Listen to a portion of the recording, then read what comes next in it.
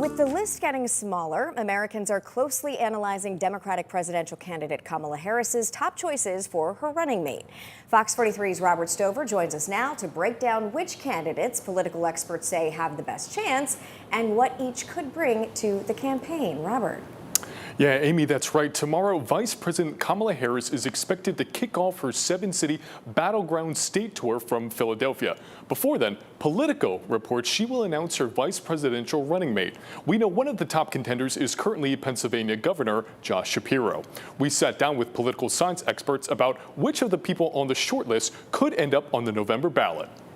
Vice President Kamala Harris has officially received the Democratic Party's nomination for president. The Associated Press reports Harris interviewed several political running mates over the weekend, including Pennsylvania Governor Josh Shapiro. Dr. Stephen Medvick from Franklin and Marshall College says her choice for VP could sway major swing states like Pennsylvania. They're hoping they have enough excitement among the base, but the base will turn out in large enough numbers to help deliver the key battleground states. But it's always important to reach out to the swing voters. One name at the top of Harris's shortlist is Arizona Senator Mark Kelly. Shippensburg University professor Allison Dagnes says Kelly could help Harris resonate with voters outside the Northeast. He won his Senate race against a very, very MAGA candidate. So he's ready to, do political battle with J.D. Vance if he is selected. And I think both of those things are really, big boons for his name being floated. Minnesota Governor Tim Walz is another name that's being floated. Walz's gubernatorial experience could make him an ideal candidate to complement Harris's years in politics. But Dagnes says it may be his ability to appeal to younger voters that clinches him the ticket. His meme game is hot. His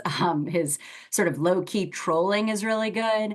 And he's able to bring a sharp criticism against the Republican ticket in a way that is playful and also pointed. But maybe the most familiar name on the list is Pennsylvania Governor Josh Shapiro. The pick of Josh Shapiro as vice presidential running mate, I think is a little bit more important this year than a generic vice presidential pick is overall. Shapiro has been campaigning for Harris over the last few weeks, though has avoided questions about potentially joining the Democratic ticket. Dagnes says his understanding of policymaking could be invaluable to the Harris campaign. He also is a very pragmatic politician. He wants to work with the left and the right in order to accomplish his policy goals and in order to, as he says, get stuff done.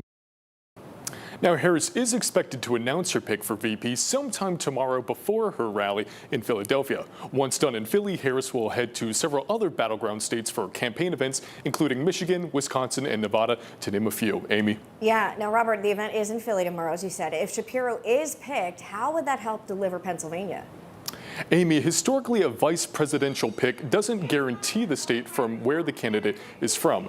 Dagnes says some people do get excited when someone from their state gets on the ticket. In 2020, President Biden won Pennsylvania by a little more than 80,000 votes, less than 2 percentage points of a state. A reminder how important every vote is in this election is so important, especially how close it compares to last election. Now, this is a developing story. We'll continue to follow online and on air on fox43.com.